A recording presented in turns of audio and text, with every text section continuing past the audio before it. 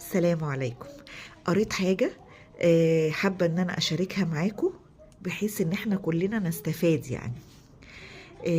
3 حاجات نحاول نطبقهم في تعاملاتنا ونعملهم.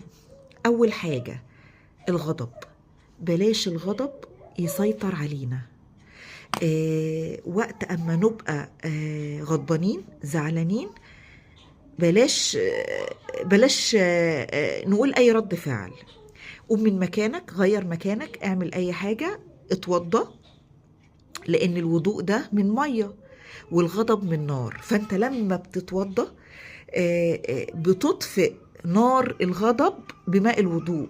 دي حاجة جميلة جدا جدا، وعلى فكرة دي سنة عن الرسول عليه أفضل الصلاة والسلام. يبقى أول حاجة الغضب، بلاش الغضب يسيطر علينا. لما نحس إن احنا غضبانين بلاش نتكلم كتير، بلاش نعمل أي رد فعل، بلاش نرد لأن هنغلط، والغلط هيخسرنا حاجات كتير جدا. طيب، تاني نقطة الحكم السريع. بلاش يبقى عندنا حكم سريع على اي حاجة او على اي حد. ما بقاش انا عرفت واحد مثلا من يوم او يومين واقول الله ده شخصية ملهاش مثيل، الله الحاجة دي ممتازة.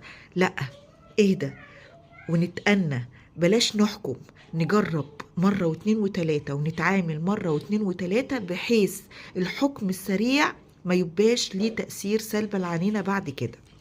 طيب، تالت نقطة بقى، ما تنتظرش الفرصة تجيلك.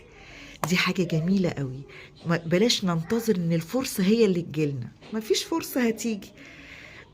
ما بقاش انا قاعد وحاطط ايدي على خدي ومستني الفرصة تجيلي، لا، احنا اللي نسعى ونروح للفرصة.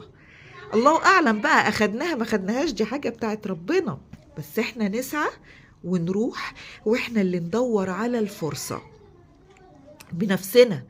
وربنا سبحانه وتعالى ما بيضيعش تعب حد، هتجيلك وربنا هيكرمك بيها. لكن ما تبقاش قاعد مكانك محلك سر ومستني الفرصة او مستني الوظيفة او مستني الحاجة اللي انت تتمناها هي اللي تجيلك. اسعى وسيبها على الله. ال3 دول انا استفدت بصراحة منهم جدا، لو عملناهم ان شاء الله بإذن الله هتفرق كتير جدا في حياتنا.